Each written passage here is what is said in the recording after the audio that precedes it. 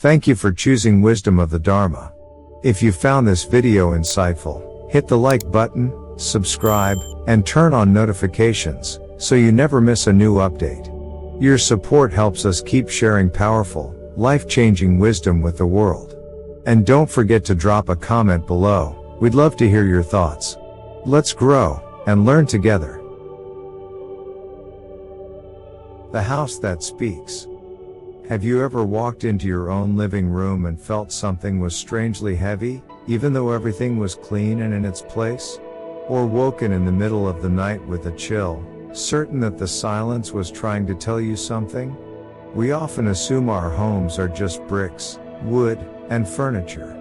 But in the language of both Feng Shui and Buddhist wisdom, a home is not mute, it speaks. The walls breathe, the objects remember, and the space itself whispers back to us, for better or for worse. This may sound mystical, yet it is not superstition. In Buddhist teaching, the mind and its environment reflect one another. A restless mind creates a restless space, and a restless space feeds a restless mind. In Feng Shui, this truth is described as qi, the living current that flows through every room, every object, every corner. When qi is clear, your home nurtures peace. When qi stagnates, it breeds friction, unease, and even illness. The truth is simple: what you keep around you shapes what keeps happening to you. A cracked mirror is not just glass. A strange charm of unknown origin is not just decoration. These things can serve as anchors or open doors to energy you never intended to host. And once that energy takes hold, no amount of cleaning products or fresh paint can fully disguise the heaviness it brings. But here's the good news. Awareness is the key. You do not need to live in fear of evil spirits or shadowy forces. Instead, you can learn to recognize when your home is speaking through subtle signs: restless sleep, constant irritation, wilted plants, or children who avoid certain corners. Each of these is a message, a compassionate alarm, urging you to clear and reset the flow of energy. So as we begin this journey, place your hand gently on your heart and repeat softly, "I choose to keep a bright house and a clear mind." Let these words be your anchor. In the next sections, we will uncover the most common items that quietly corrode the energy of a home, learn how to sense their presence, and explore gentle, practical methods to restore balance. Because your home is not only where you live, it is the mirror of your spirit, and it deserves to shine. Dharma of things, why objects carry energy. In Buddhist teaching, nothing in this world is truly lifeless. Every form, whether it is a stone, a cup, or a painting, holds the imprint of causes and conditions that brought it into being. The wood in your table once grew under sun and rain. The fabric on your couch was spun by unseen hands in another corner of the world. These histories remain, quietly woven into the fabric of the object. Feng Shui gives us a practical lens for this: form, flow, and field. Form refers to the physical shape of what we keep. Rounded, balanced forms invite ease. Jagged, distorted shapes unsettle the nervous system even before the mind registers it. Flow is how those forms interact with movement in space. A narrow corridor blocked by clutter does not just inconvenience the body, it also bottlenecks qi, the subtle current of vitality. Finally, field is the combined atmosphere that arises when many forms and flows overlap. It is the weather of your home, the invisible tone that greets you each time you open the door. 3 guiding truths help us understand why objects are never neutral. Every object stores a residue. This may be the intent of its maker, the emotions of a previous owner, or simply the memory of where it has been placed for years. Residue either circulates or stagnates. A cherished book read often carries warm resonance, while a dusty trinket abandoned in a corner accumulates stagnation that dulls the field. You are the steward. Mindfulness of what you allow to stay, or what you choose to release, directly shapes whether your home feels like a refuge or a burden. This is not abstract theory. You already have the ability to sense energy. Notice your body. Does your breath tighten near a certain shelf, or do your shoulders relax when you walk into another room? This somatic check is a simple but powerful tool. Your body will tell you which items nourish and which items drain, long before logic tries to explain it away. When you begin to see objects as living participants in your home, the question changes. It is no longer, does this look pretty? But rather, does this support the life I wish to cultivate? A broken mirror, a forgotten charm, or a dried branch might seem harmless, but if they weigh on the field, they quietly steer your days.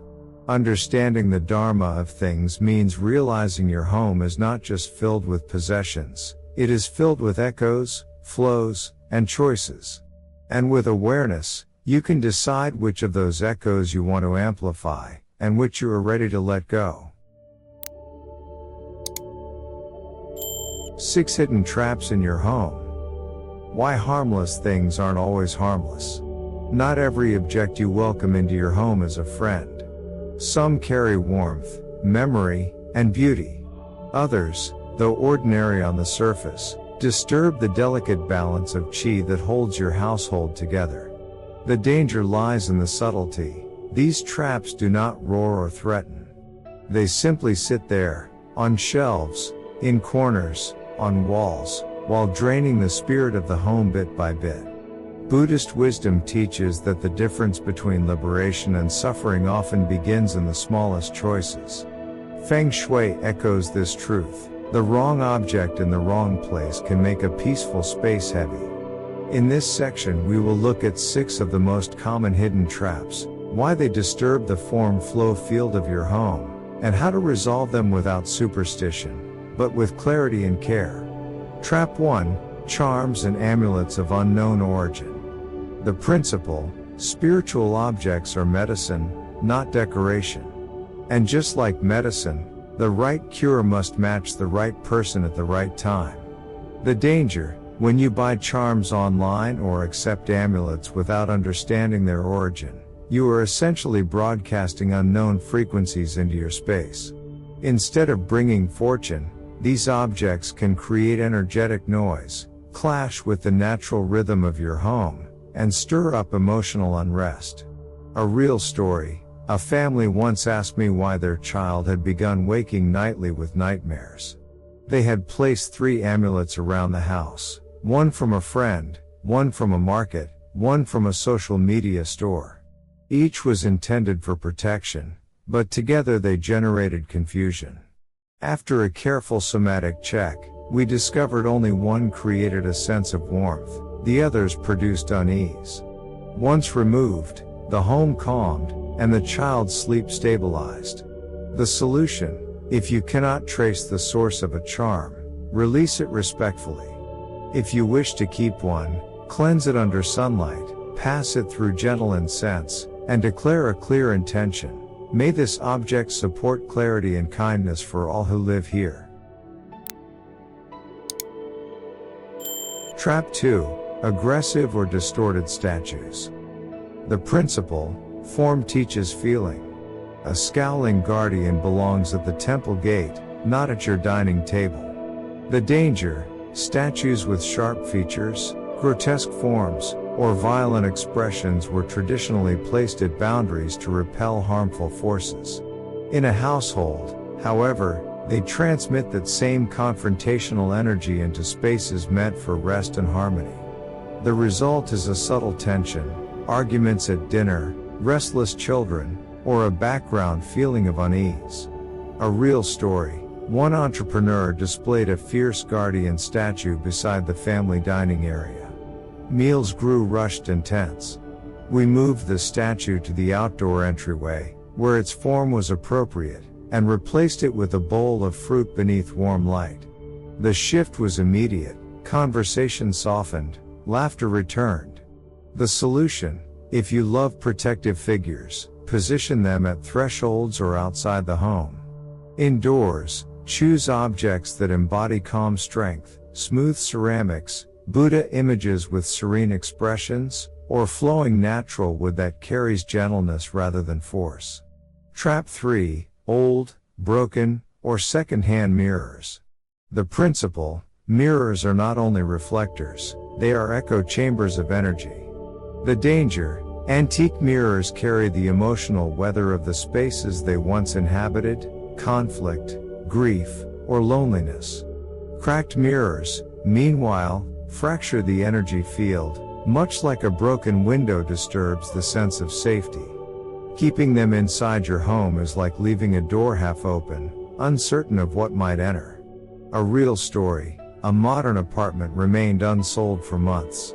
Everything looked pristine, but behind a closet door was a tall cracked mirror inherited from another house. The owners thought it too valuable to discard.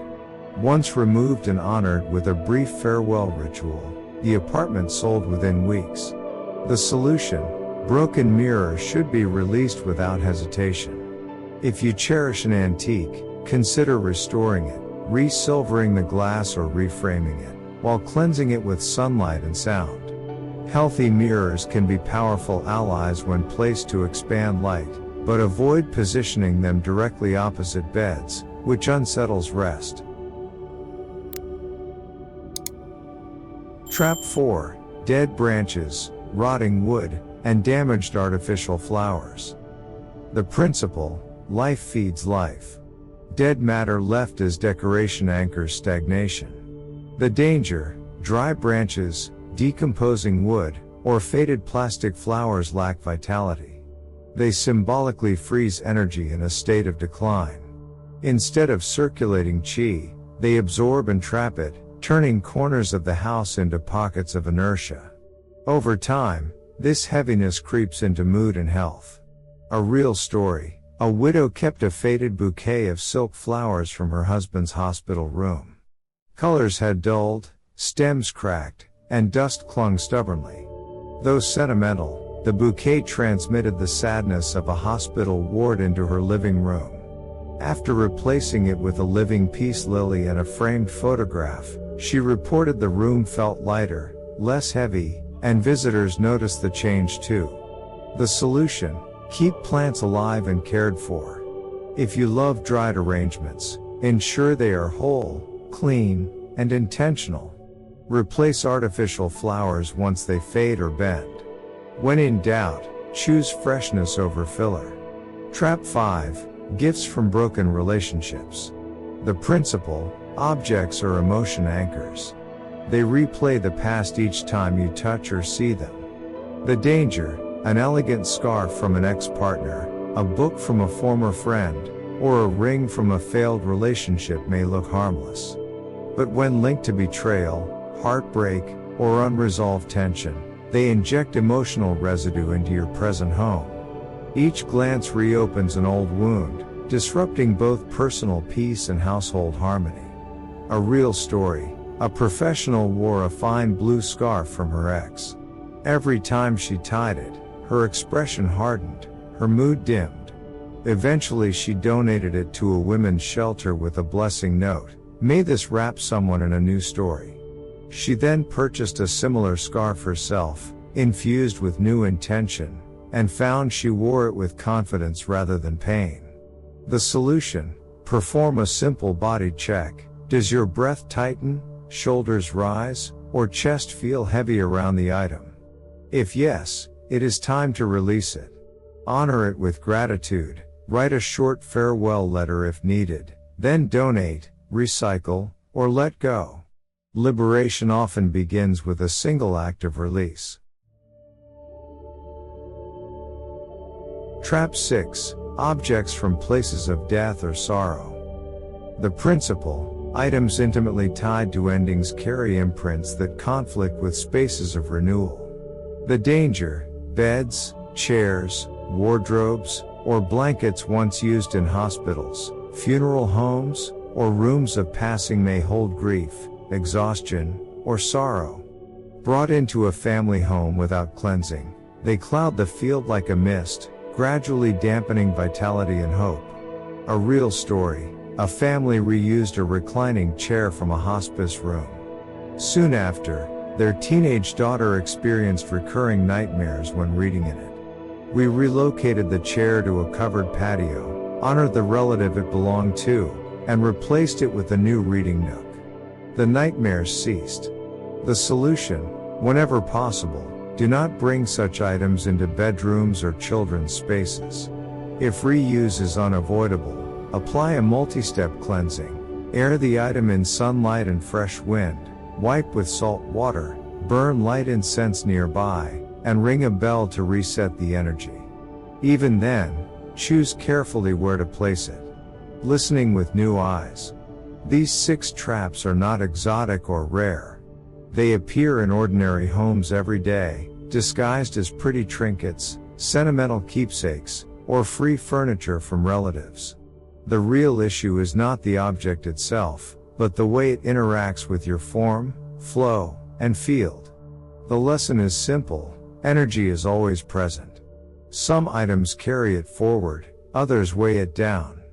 By learning to notice, by practicing the somatic check, and by being honest with yourself about how objects make you feel, you gain the freedom to choose. Tonight, when you walk through your rooms, pause and ask, is this item nourishing the life I want to live, or is it quietly holding me back? The answer may surprise you. And the act of listening, that is where transformation begins. Signs your home is speaking to you. A house rarely shouts when something is wrong. Instead, it whispers. If you learn to listen, you'll notice subtle but persistent signals that the energy of your living space has shifted. These are not ghost stories, they are the natural ways chi communicates when it is blocked or disturbed.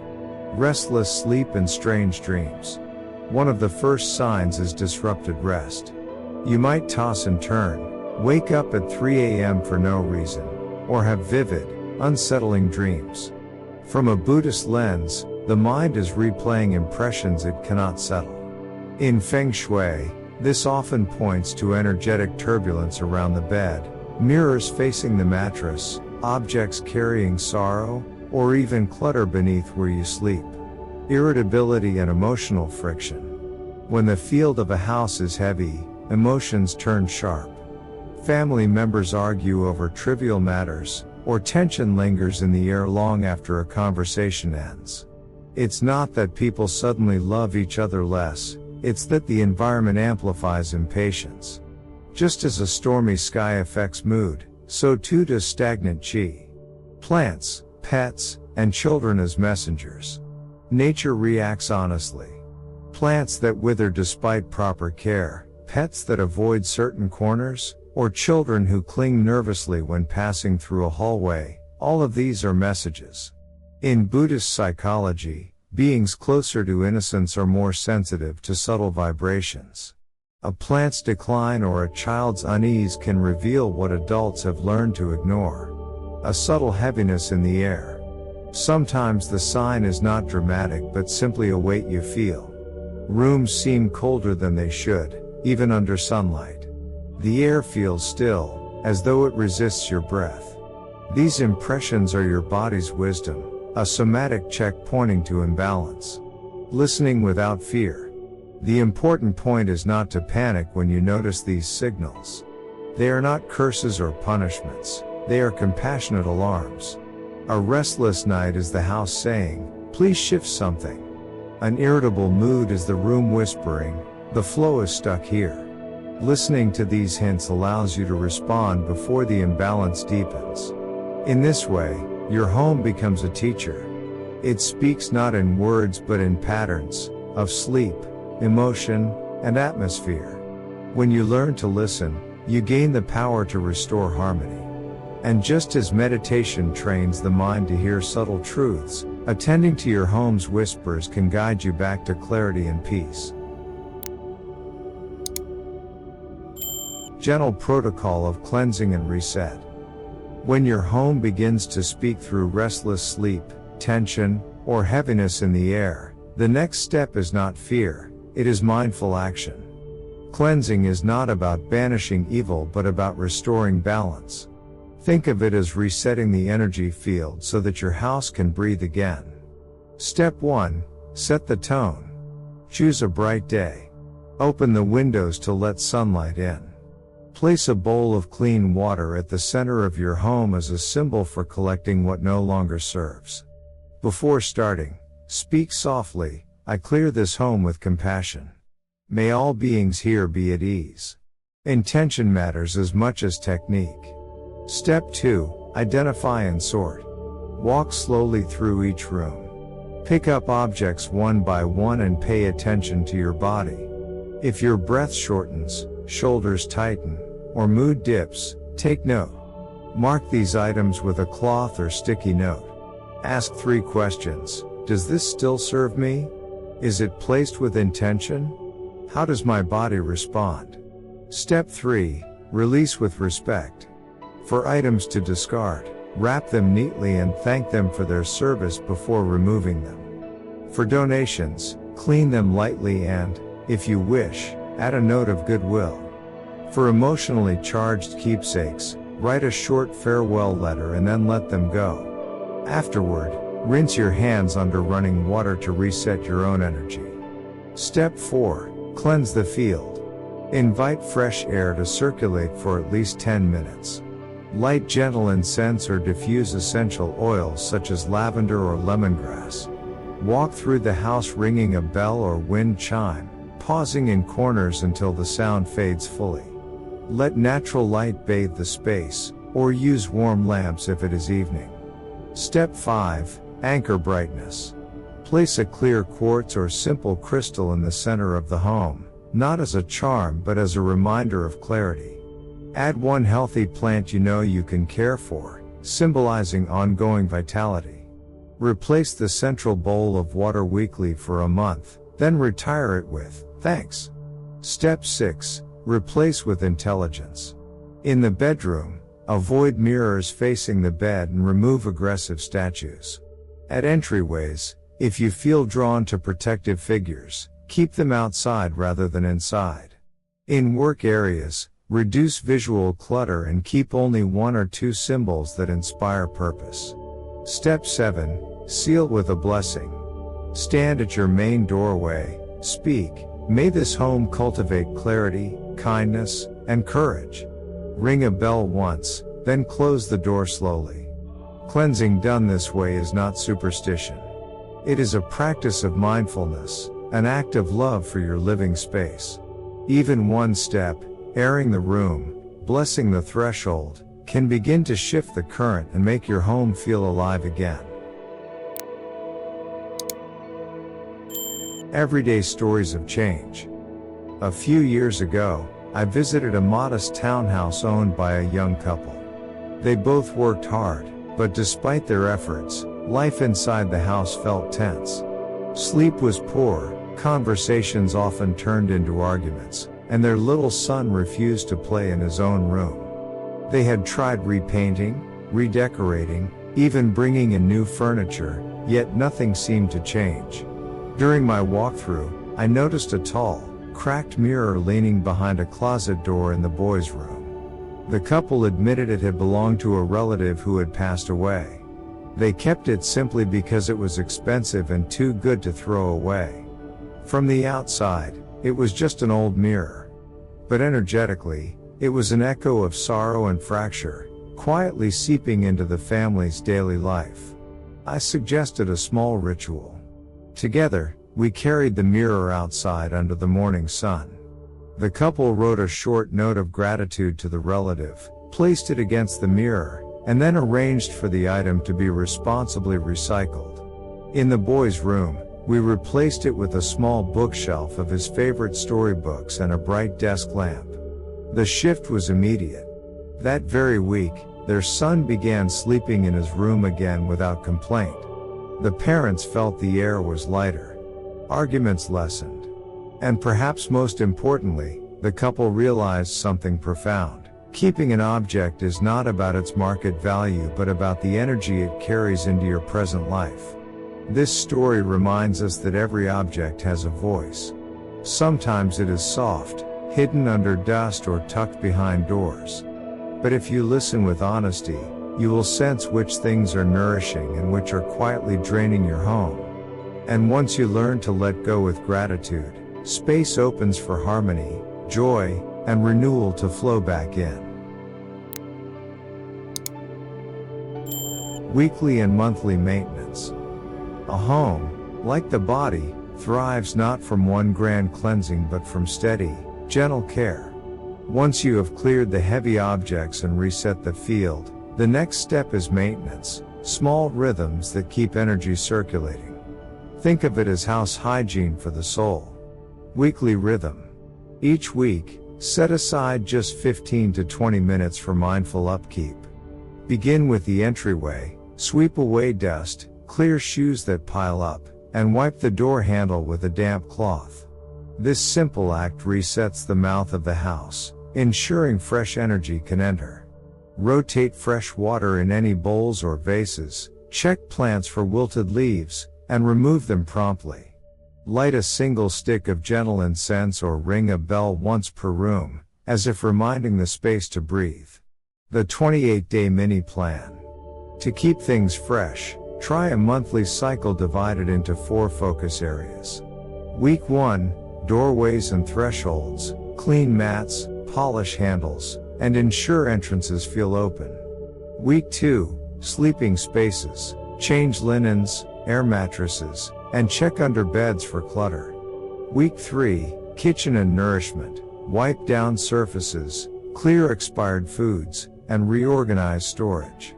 Week 4, work and wealth corners, reduce visual noise on desks, refresh any plants, and keep only what inspires focus. By following this pattern, each part of the home receives attention regularly without overwhelming effort. Seasonal refresh. Every 3 months, take one afternoon for a deeper refresh. Open all windows for cross ventilation, give the house a thorough clean, and recheck for objects that no longer belong. Approach it not as a chore, but as a ritual of renewal, welcoming a new season, a new flow of chi, and a new opportunity to align your home with your heart. Maintenance is less about perfection than about consistency. Just as meditation works through daily sitting rather than rare retreats, energy in the home stabilizes through regular care.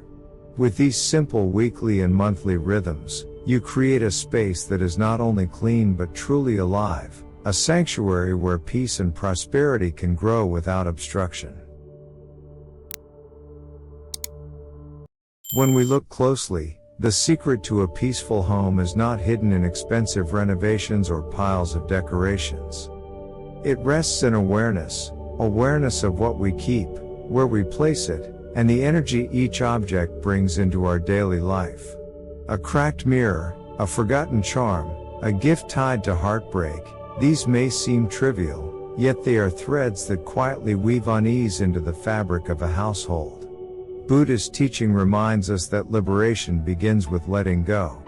To release an object is not to dishonor it, but to honor the life it has already lived and make room for the life that is unfolding now. Feng Shui expresses this truth in practical terms. When qi flows smoothly, the house breathes with you, supporting your health, your relationships, and your prosperity. The Dharma lesson here is simple yet profound. Everything in your space is either feeding your clarity or draining it. To notice this is mindfulness, to act on it is compassion. And when compassion extends even to the way we treat objects, thanking them, releasing them, blessing our space, we transform our home into a living mandala, a circle of support for wisdom and joy. As you finish this journey, I invite you to take one small step tonight. Walk through your home, pause at a single item, and ask, does this help me walk forward with lightness? If the answer is yes, keep it with gratitude. If the answer is no, release it with kindness. That one gesture can open a door to peace you didn't know was waiting. If you found this teaching helpful, please like this video, share it with friends or family who may need it, and subscribe to Wisdom of the Dharma. Your support allows this channel to continue offering practices that blend timeless Dharma with practical guidance for daily life. And before you leave, write in the comments, "I choose to keep a bright house and a clear mind." Together, we create not only cleaner homes but clearer hearts, spaces where compassion, prosperity, and wisdom naturally take root.